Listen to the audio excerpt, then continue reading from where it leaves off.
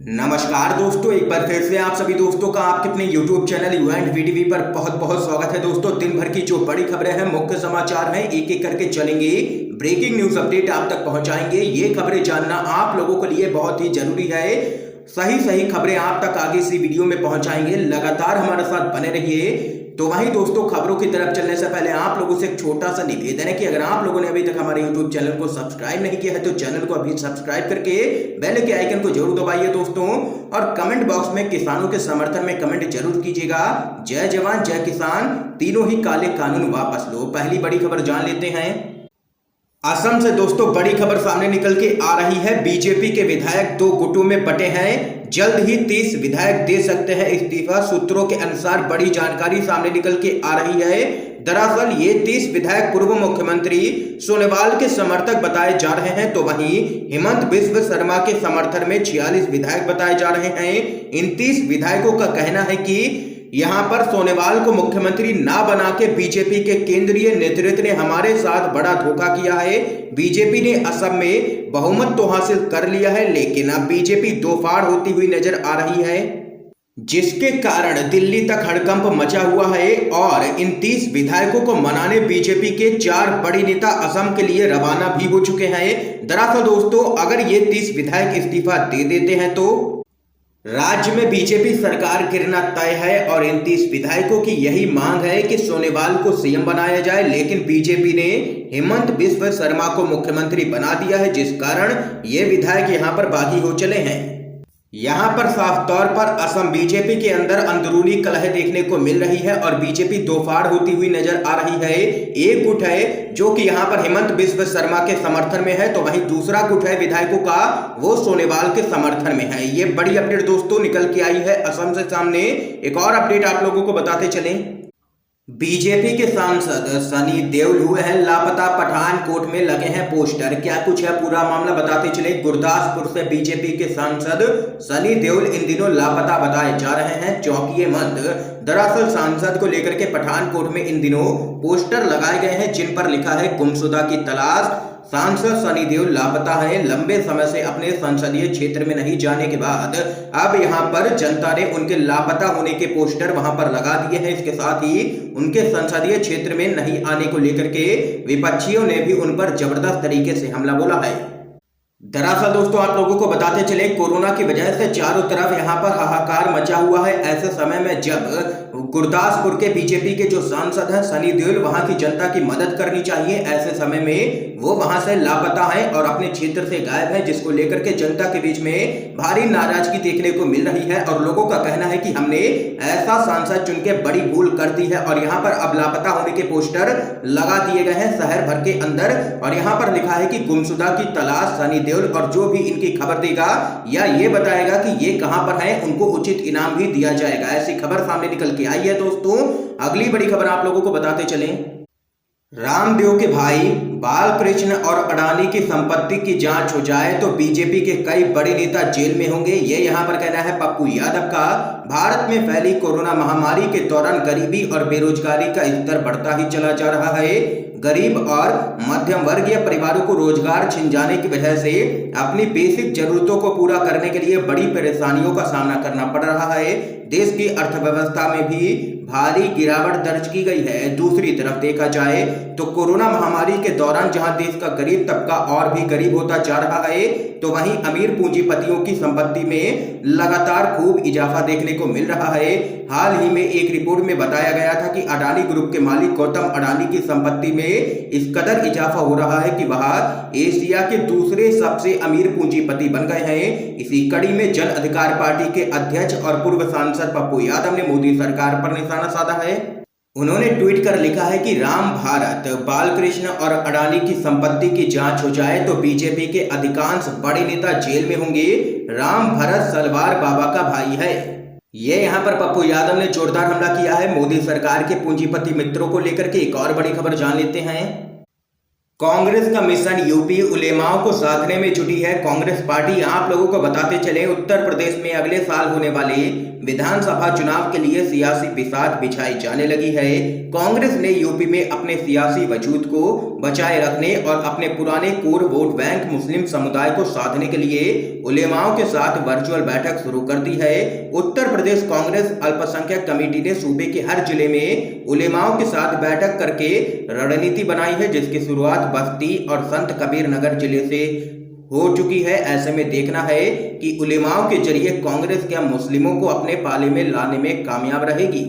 तो वहीं कांग्रेस का कहना है कि अगर सभी मुसलमान एक हो जाएं और बीजेपी के खिलाफ यहां पर मतदान करें तो यहां पर बीजेपी का सुपड़ा साफ होना तय है उत्तर प्रदेश के विधानसभा चुनाव में। ये यहां पर बड़ी खबर है। कांग्रेस का मिशन यूपी लगातार जारी है। अगली बड़ी खबर जान लेते हैं। उत्तर प्रदेश चुनाव में किसान आंदोलन का होगा बड़ा असर, बीजेपी को भुगतना पड़ेगा बड़ा खामियाजा। ये यहां पर कहना है राकेश टिकैत का। भारतीय किसान यूनियन के नेता राकेश टिकैत ने कहा है कि किसान आंदोलन का उत्तर प्रदेश के चुनाव में भारी असर पड़ेगा। त्रिस्तरीय पंचायत चुनाव नतीजों ने भाजपा सरकार को अपनी रणनीति और नेता बदलने के लिए यहां पर सोचने पर मजबूर कर दिया है। अगर अब भी नहीं बदले तो इन्हें भारी खामियाजा भुगतना पड़ेगा। तो वहीं राकेश टिकैत ने आगे कहा है कि मोदी सरकार को भाजपा नहीं बल्कि बड़ी बड़ी कंपनियां चला रही हैं, उद्योगपति चला रहे हैं। इसलिए भाजपा के नेता किसानों से बात नहीं कर पा रहे हैं, उन्हें बोलने का अधिकार नहीं है। भाजपा नेता तो एक तरह से हाउस अरेस्ट है। किसान नेता ने आगे कहा है कि किसान आंदोलन अभी लंबा चलेगा, बारिश आने वाली है, इसलिए आंदोलन कर रहे किसान झोपड़े की जगह पक्के मकान बनाएंगे धरना स्थल पर ही। ये यहाँ पर राकेश टिकैत का दो टूक कहना है और कहना है कि यूपी के विधानसभा चुनाव में भाजपा का जाना तय है। एक और बड़ी खबर जान लेते हैं। युवाओं से कोरोना टीका के पैसे क्यों ले रहे हैं? 35,000 करोड़ का क्या किया है आपने? आपकी नीति मनमानी और बेतुकी है। सुप्रीम कोर्ट ने मोदी सरकार को फटकारा है तो वहीं हाई कोर्ट से भी पड़ी है लताड़। आप लोगों को बताते चले, देश में कोरोना का प्रकोप अब भी थमा नहीं है। इस बीच राजधानी दिल्ली समेत कई राज्यों में वैक्सीन की कमी देखने को मिल रही है, जिसके चलते 18 से 44 वर्ष के लोगों का टीकाकरण रुका हुआ है। इसको लेकर के सुप्रीम कोर्ट ने केंद्र सरकार को फटकार लगाई है। अपने आदेश में सुप्रीम कोर्ट ने कहा है कि 45 वर्ष से अधिक आयु वर्ग के लोगों को मुफ्त टीकाकरण और उससे नीचे की उम्र के लोगों के लिए भुगतान प्रणाली देने के केंद्र की नीति प्रथम दृष्टि में मनमानी और पूरी तरीके से तर्कहीन है। कोर्ट ने टीकाकरण नीति के तहत 2021-22 के बजट में कोविड-19 टीका खरीद को लेकर के निर्धारित 35,000 करोड़ रुपए के कोष में से खर्च की गई राशि के बारे में विस्तृत जानकारी देने को कहा है। देख सकते हैं कि हाई कोर्ट से लेकर के सुप्रीम कोर्ट लताड़ लगा रहा है मोदी सरकार को, लेकिन मोदी सरकार है जो कि यहाँ पर सुनने को तैयार नहीं हो रही है। ये यहाँ पर बड़ी खबर है दोस्तों। और सुप्रीम कोर्ट ने कड़ी टिप्पणी की है कि आपका जो बजट है वैक्सीन को लेकर के 35,000 करोड़ का, आखिर आपने उसका क्या किया है? तो वहीं एक और बड़ी खबर जान लेते हैं।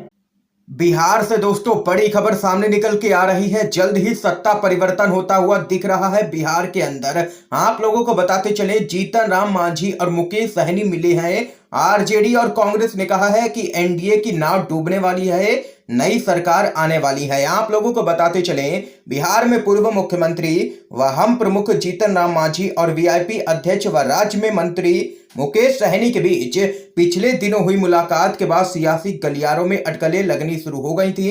इस बीच कांग्रेस की तरफ से एक बड़ा बयान सामने निकल के आया है।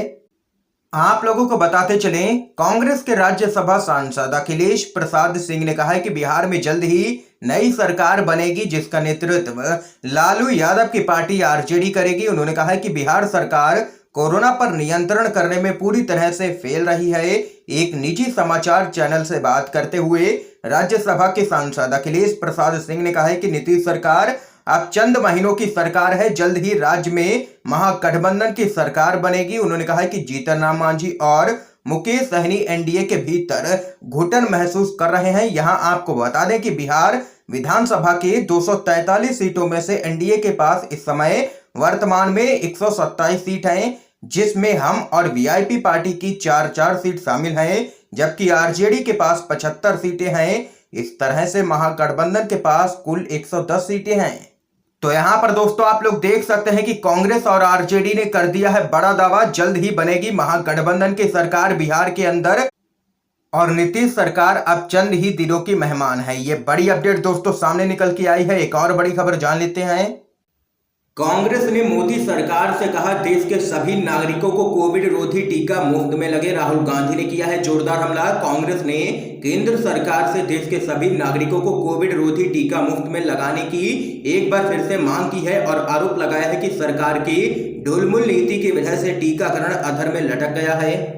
इसके साथ ही पार्टी के पूर्व अध्यक्ष राहुल गांधी ने यह दावा किया है कि केंद्र सरकार कोरोना से हुई मौतों का आंकड़ा छिपा रही है।